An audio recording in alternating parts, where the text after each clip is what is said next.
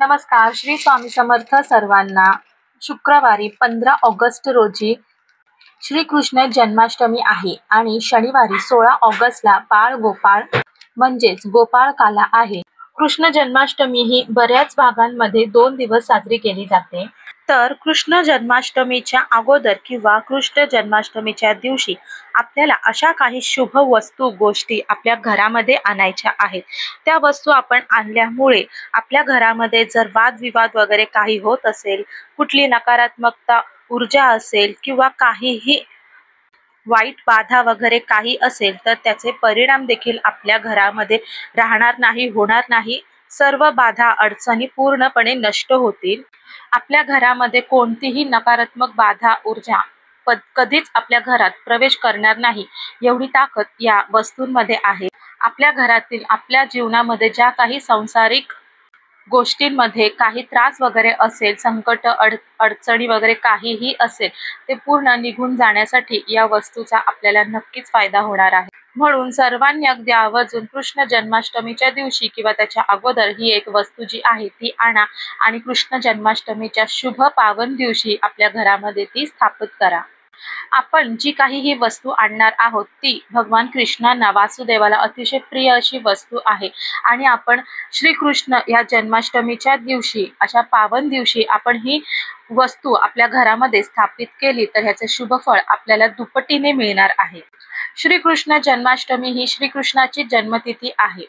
ही जी वस्तू मी तुम्हाला सांगणार आहे ती बहुतेकांच्या घरामध्ये असते किंवा तुमच्या जर घरात ही वस्तू नसेल तर तुम्ही आवर्जून ही नक्की वस्तू आणावी.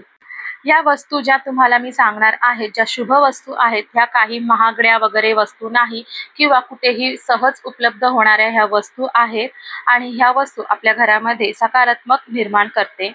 सर्वात प्रथम आणि सर्वात महत्त्वाचे म्हणजे जर तुमच्या घरामध्ये बाळ गोपाळाची, कृष्णांची मूर्ती जर नसेल तर ती त्या दिवशी नक्कीच आवर्जून आणावी आणि स्थापित करावी.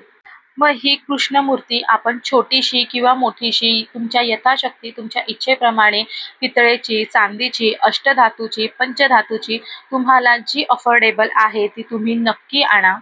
परंतु प्रत्येकाच्या घरामध्ये, देवघरामध्ये बाळकृष्णाची मूर्ती ही आवश्यक असलीच पाहिजे. बाळकृष्णाची मूर्ती आपल्या घरामध्ये असल्यामुळे आपलं घर हे गोकुळाप्रमाणे भरलेले आपल्याला दिसते. ज्या घरामध्ये बाळकृष्णाची सेवा केली जाते, पूजन केली जाते, वेळोवेळी त्यांना अभिषेक केला जातो. आता पुत्रदा एकादशी ही नुकतीच झालेली आहे. त्या दिवशी ही बहुतेक महिलांनी, स्त्रियांनी आपल्या घरामध्ये बाळकृष्णांची बहुतेक अशी सेवा नक्कीच केलेली आहे. आपलं घर हे नेहमी मुलाबाळांनी हसत खेळत आनंदाने राहावं असं आपल्याला सर्वांना वाटते.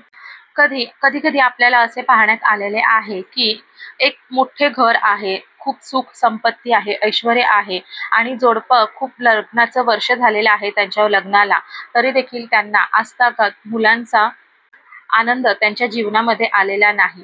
एवढं मोठं घर, सुख शांती, ऐश्वर्य असून देखील त्यांच्या घरामध्ये जर मुलाचा हसण्याचा आवाजच आला नसेल तर त्या ऐश्वर्याचा, संपत्तीचा काहीही अर्थ होत नाही. त्याचबरोबर लग्नाला भरपूर वर्ष झालेले आहेत, त्यांना अजून देखील संतान प्राप्ती झालेली नाही. खूप डॉक्टर केले, आयुर्वेदिक डॉक्टर्स केले, सर्व काही केले आणि पूर्ण हतबल झालेले आहेत. आपण A to Z सगळे काही आपण उपाय केलेले आहेत तरी देखील बाळ होत नाही आहे.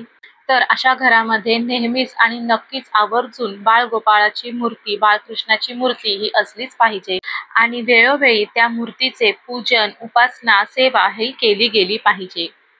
बाळ गोपाळाची, कृष्णाची जर तुम्ही पूजा केली, उपासना केली तर नक्कीच कृष्ण भगवान आपल्यावरती, तुमच्यावर प्रसन्न होतात आणि तुम्हाला तुमच्या आयुष्यामध्ये संतती योग हा आवर्जून येतो. नक्कीच बाळ गोपाळ तुमच्या घरामध्ये देखील लहान मुलांच्या, तुमच्या मुलाबाळाच्या स्वरूपात नक्कीच तुमच्या घरात नांदेल.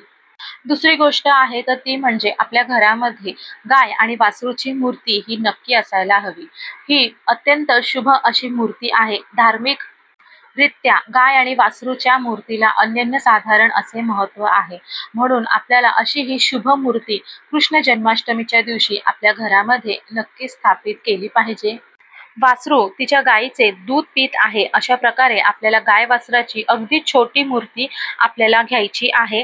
मूर्ती ही भरीव असावी, त्याचबरोबर पितळेची, तांब्याची किंवा चांदीची अशी तुम्हाला जी यथाशक्ती तुमची इच्छा असेल तशी तुम्ही मूर्ती ह्या ठिकाणी आणायची आहे। गायीमध्ये 33 कोटी देवांचे स्थान असते। गायीला आपण सर्वजण अगदी आईप्रमाणे पूजतो। तुम्ही नक्कीच हे पाहिले असेल, सर्वांच्याच निदर्शनाखाली आले असेल, ज्या ठिकाणी कृष्ण भगवानाचे फोटो असतात, प्रतिमा असतात, त्यांच्या आजूबाजूला कुठे ना कुठेतरी गाय आपल्याला नक्कीच पाहायला मिळते।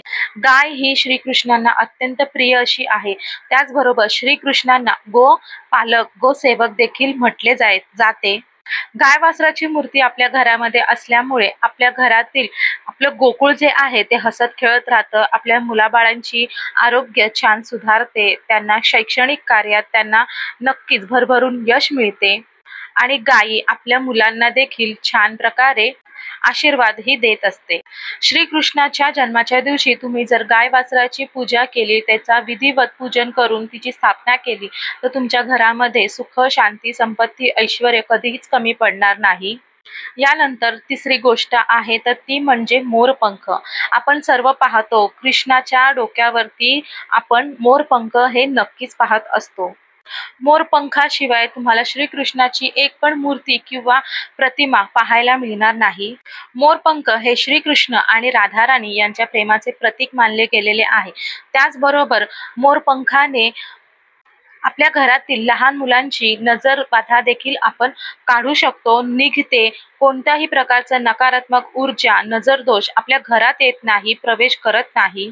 मोरपंख हे श्रीकृष्णांनी आपल्या मस्तकी धारण केलेले होते। प्रत्येक नजर दोषापासून, वाईट दोषापासून आपल्या घराचे संरक्षण करण्यासाठी श्रीकृष्ण जन्माष्टमीच्या दिवशी आपल्याला नक्कीच मोरपंख घेऊन यायचे आहे आणि ते मोरपीस आपण आपल्या देवघरामध्ये ठेवायचे आहे। त्याचबरोबर ही मोरपीस जी आहे तुम्ही दरवाजाच्या उजव्या साईडला देखील लावू शकता किंवा मग आपली मुलं जर अभ्यास करत नसतील, अभ्यासामध्ये त्यांचं मन लागत नसेल, तर त्यांचं अभ्यासामध्ये मन लागावं म्हणून ह्याच्यासाठी देखील ते ज्या ठिकाणी अभ्यास करतात त्या ठिकाणी आपण नक्कीच ही मोराची पिसं लावू शकतो, ठेवू शकतो, जेणेकरून त्यांचं आकलन क्षमता ही वाढू लागते आणि त्यांचा अभ्यासामध्ये मन लागायला सुरुवात होते। त्याचबरोबर आपण आपल्या घरामध्ये जर मोरपंख ठेवली तर आपल्या घरामध्ये जर वास्तु दोष वगैरे काही असेल तर तो देखील संपूर्णपणे नष्ट होण्यासाठी नक्की आपल्याला मदत होते। याच्यानंतर सर्वात महत्त्वाची आणि प्रमुख गोष्ट आहे तर ती म्हणजे बासरी। बासरी ही आनंदाची आणि ऐश्वर्याची प्रतीक मानले जाते। श्रीकृष्णांच्या हातामध्ये आपण नक्की बासरी पाहतो, नक्की त्यांच्या हातामध्ये ही बासरी असतेच असते। श्रीकृष्णांच्या प्रिय वस्तूंपैकी अतिशय प्रिय अशी ही वस्तू आहे तर ती म्हणजे बासरी आहे। काही आनंदाची गोष्ट असेल, कुठे शुभ कार्य असेल तर त्या ठिकाणी नक्कीच बासरी ही वाजली जाते, वाजवली जाते। बासरीचा नाद मध्ये हा जेव्हा पडतो तेव्हा आपल्या अवतीभवती जी काही नकारात्मक ऊर्जा असते ती संपूर्णपणे नष्ट होते। म्हणून आपण आपल्या घरामध्ये जर बासरी ठेवली तर आपल्या घरामध्ये जर वास्तुदोष असेल तर तो पूर्णपणे नष्ट होण्यास मदत होतो।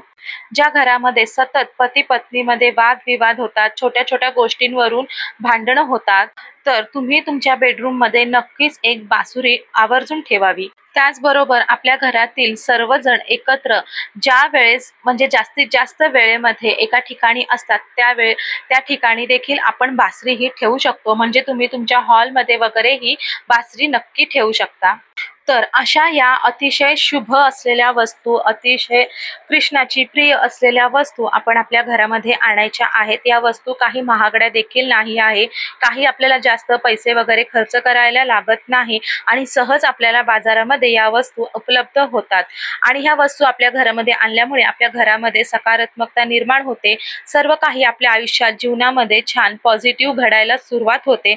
म्हणून आवर्जून सर्वांनी श्रीकृष्ण जन्माष्टमीच्या दिवशी किंवा त्याच्या आदल्या दिवशी या वस्तू नक्की आणावे आणि आपल्या घराचं गोकुळ नंदनवन नक्की करावं। माहिती ही आपल्याला आवडली असेल, आजचा व्हिडिओ आपल्याला आवडला असेल तर जास्तीत जास्त लाईक करा, जास्तीत जास्त हा व्हिडिओ शेअर करा। त्याचबरोबर चॅनलवर जर नवीन असाल तर सबस्क्राईब करायला देखील विसरू नका। पुन्हा भेटू अशाच एका नवीन माहितीसोबत, तोपर्यंत सर्वांना श्री स्वामी समर्थ। हर हर महादेव।